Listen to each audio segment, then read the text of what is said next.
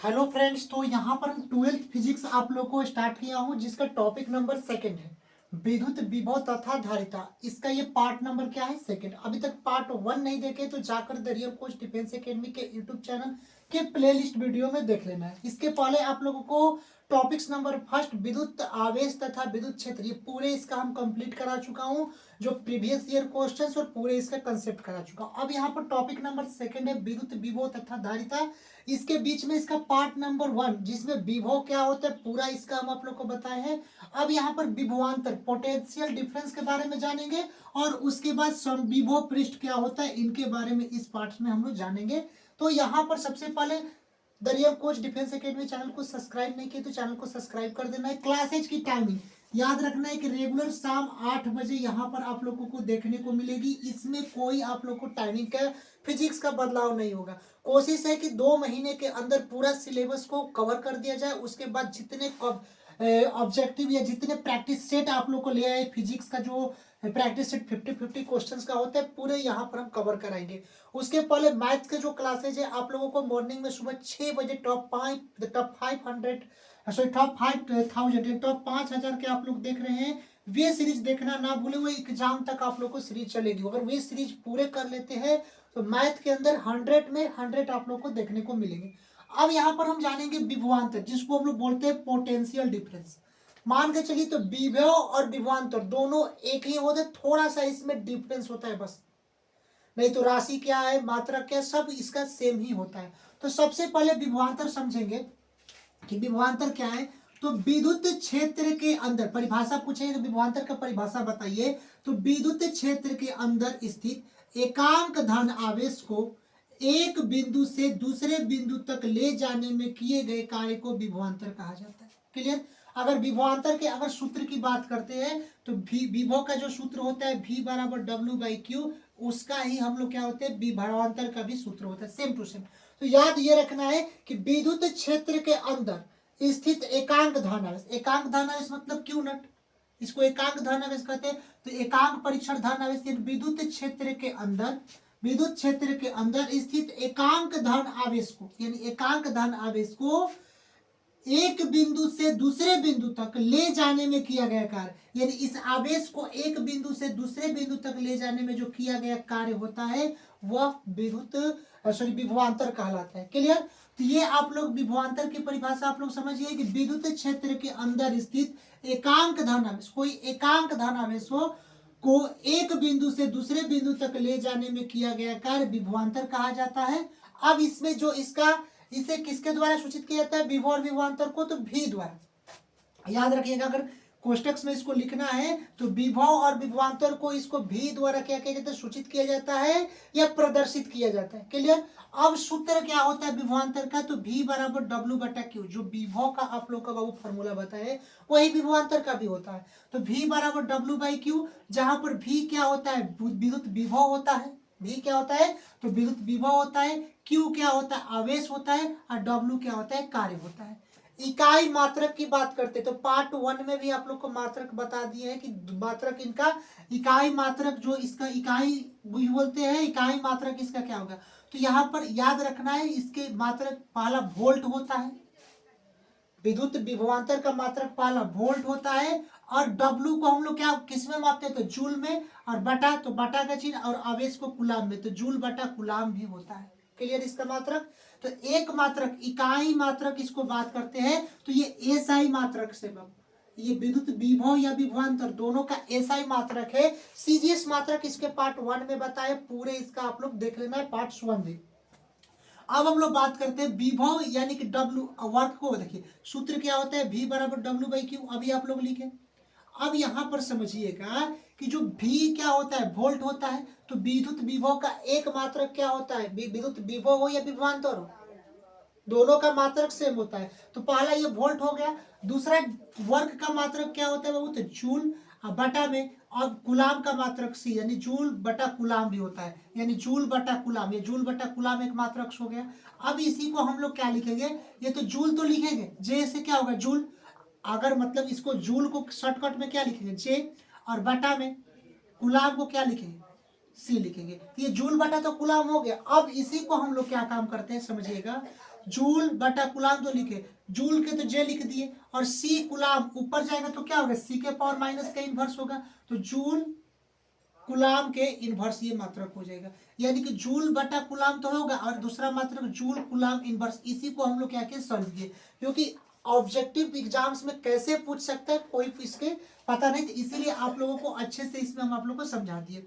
अब इसके पार्ट 1 में इसका भी समझाते हैं। राशि क्या होती है, तो यह एक अदिश राशि होती है, यानी विद्युत सॉरी विभवांतर क्या होती है, एक प्रकार के अदिश राशि होती है, या विद्युत विभव भी क्या होती है, एक प्रकार की अदिश राशि। दोनों में माइनर मतलब क्या होता है, डिफरेंस होता है। पार्ट 1 देख लीजिए, ये पार्ट 2 पूरे इसके अच्छे से कंप्लीट यहाँ पर समझ में आ जाएगा। अब हम लोग आते हैं बीमा की ओर। इसकी बीमा क्या होती है, तो एक बात आप लोग बाबू समझिएगा, अगर सूत्र याद है तो बीमा निकालने में किसी को प्रॉब्लम्स नहीं उत्पन्न हो। अब यहाँ पर हम लोग पता है, यहाँ पर तो हम लोग यहाँ पर इसका बीमा हम लोग निकाल दिए हैं। पार्ट 1 में भी निकाल कर समझाए थे कि 12 माइनस का 31 ट्रिक्स क्या होगा, 12 माइनस का 31 इसका ट्रिक्स होता है विभवांतर का। कैसे कि ये m के पावर 1, l के पावर 2, t के पावर -3 और a के पावर -1, यानी कि 1 1 2 12 हो गया, प्लस का -3 -1 12 माइनस का 31, ये विद्युत विभव या विभवांतर का मात्रक होता है।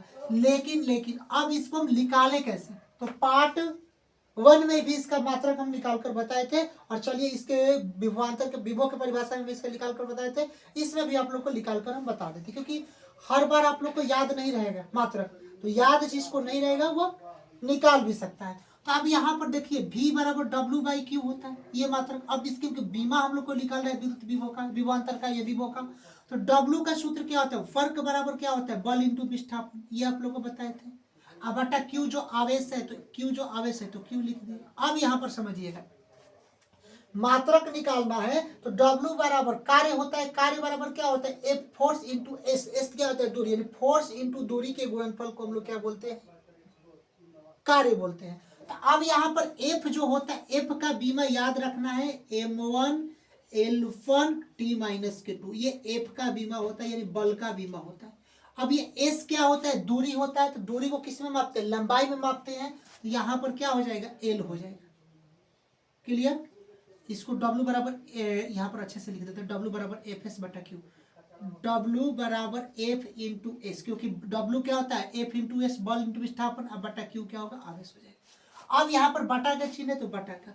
अब आवेश को हम लोग क्या लिख सकते हैं, तो आवेश का फॉर्मूला आप लोग को पार्ट शुरू से, आवेश का फॉर्मूला था I गुणे T, ये आवेश होता है, यानी कि विद्युत धारा और टाइम के गुणनफल, यानी विद्युत धारा I और इसके समय के गुणनफल को हम लोग क्या बोलते हैं, आवेश बोलते हैं।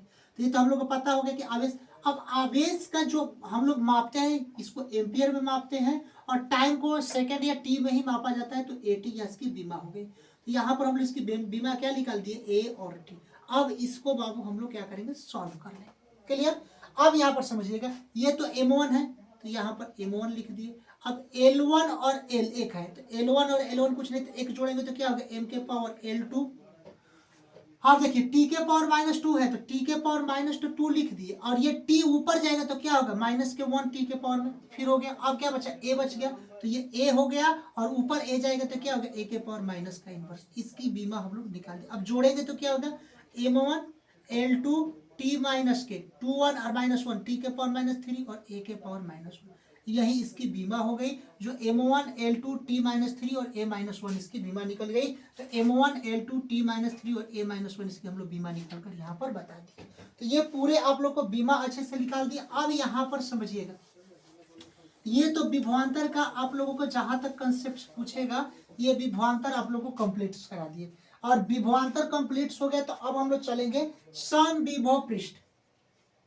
ये इंपॉर्टेंट भी आई है, देखिए ये भी आई है सारे, लेकिन इसमें क्या होता है, समविभव पृष्ठ से ऑब्जेक्टिव क्वेश्चंस बनता है, 2 नंबर के भी क्वेश्चंस बनते हैं, और विभव और विभवांतर से भी ऑब्जेक्टिव क्वेश्चंस यहाँ पर बनते हैं। अब यहाँ पर कंसेप्ट समझिए, समविभव पृष्ठ, अगर मान के चलिए कि कोई भी एक ऐसा पृष्ठ, ये एक समविभव का मतलब कि कोई भी विद्युत क्षेत्र का एक ऐसा पृष्ठ विद्युत विभव का, जिसमें समविभव यानी सबका विभव का मान क्या हो, समान हो, उसको हम लोग क्या बोलते हैं, समविभव पृष्ठ बोलते हैं। यानी कि विद्युत क्षेत्र में एक ऐसा पृष्ठ जिसके प्रत्येक बिंदु पर विभव का मान समान हो, समविभव पृष्ठ कहलाता है।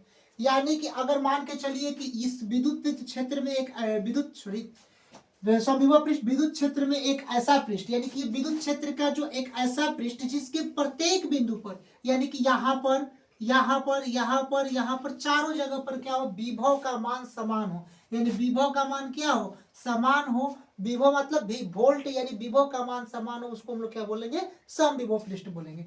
यानी कोई भी पूछेगा समविभव पृष्ठ क्या है, तो विद्युत क्षेत्र में एक ऐसा पृष्ठ जिसके प्रत्येक बिंदु पर विभव का मान समान हो, समविभव पृष्ठ यहाँ पर कहलाता है। अब इसके समविभव पृष्ठ तो हम लोग को परिभाषा आ गया। अब गुणधर्म से क्वेश्चन इसके बनते हैं। प्रॉपर्टीज ऑफ समविभव पृष्ठ, इक्वल पोटेंशियल। तो यहाँ पर गुणधर्म यहाँ पर समझेंगे समविभव पृष्ठ के। तो याद रखना है बाबू कि समविभव पृष्ठ पर किया गया कार्य शून्य होता है। यानी कि ये जो समविभव पृष्ठ ये है जिसके प्रत्येक बिंदु पर विभव का मान समान हो, अगर तो इस पर जो किया गया कार्य होता है समविभव पृष्ठ पर, वो वर्क डन कितना होता है, तो 0, कोई कार्य नहीं होता है। समविभव पृष्ठ पर किया गया कार्य याद रखना है कि 0 होता है। इस टाइप के क्वेश्चंस आते हैं कि समविभव पृष्ठ पर किया गया कार्य होता है, शून्य होता है, अनंत होता है, उसके बाद में 5 होता है या 6 होता है। तो याद रखना है कि समविभव पृष्ठ पर किया गया कार्य हमेशा शून्य होता है। ये नोट पॉइंट यहाँ पर गुणधर्म इसके हैं। अब दूसरा इसका गुणधर्म क्या है कि दो समविभव पृष्ठ कभी भी एक दूसरे को नहीं काटती है। यानी कि अगर दो समविभव पृष्ठ हो तो कभी भी एक दूसरे को वो क्या करेगी, काटेगी नहीं, और ना ही उसे प्रतिच्छेदित करेगी। क्लियर। अब यहाँ पर समझिए कि दो बिंदुओं के मध्य विभवांतर भी शून्य होता है। समविभव पृष्ठ में अगर दो बिंदु आ जाए, जैसे कि अगर कभी भी ए और इसके भी, यानी दो बिंदु आ जाए समविभव पृष्ठ पर, तो इसका जो पोटेंशियल डिफरेंस होगा, विभवांतर होगा, वे भी क्या हो जाएगा, 0 हो जाएगा। यहां पर समझिएगा, दो बिंदुओं के मध्य जो विभवांतर होता है, पोटेंशियल डिफरेंस, वो शून्य होता है। कब होता है, समविभव पृष्ठ में। अब चौथा नंबर यहां पर समझिएगा, समविभव पृष्ठ पर विद्युत क्षेत्र की तीव्रता लंबवत होती है। यानी अगर समविभव पृष्ठ की बात करते हैं और विद्युत क्षेत्र की तीव्रता की बात करें तो वह लंबवत होती है। यानी विद्युत क्षेत्र की तीव्रता क्या होगी, इसका एंगल जो बनेगा वो कितने डिग्री पर बनेगा, 90 डिग्री पर बनेगा। चलिए अब यहां तक समझ में आ गया। अब 5 नंबर इसका पॉइंट समझिए, कोई आवेशित चालक का पृष्ठ समविभव पृष्ठ की तरह व्यवहार करता है। अगर कोई भी आवेशित चालक हो, यानी कि जिसमें पॉजिटिव आवेश हो और निगेटिव आवेश, यानी आवेश के रूप में आवेशित हो, यानी कि कोई आवेशित चालक का पृष्ठ समविभव पृष्ठ की तरह व्यवहार करता है। भर भर के ऑब्जेक्टिव क्वेश्चन यहां से बनते हैं। 6 नंबर इसका पॉइंट समझिएगा, विद्युतीय बल रेखाएं समविभव पृष्ठ के अभिलंबवत गुजरती है। जो विद्युतीय बल रेखा इसके विद्युत क्षेत्र की आवेश तीव्रता में पढ़ाए थे, उसमें विद्युतीय बल रेखाएं के गुण जो होता है, विद्युतीय बल रेखाएं समविभव पृष्ठ, यहां पर पृष्ठ अच्छे से लिख दे रहे हैं, समविभव पृष्ठ के अभिलंबवत गुजरती है। तो ये इसके की पॉइंट्स थे।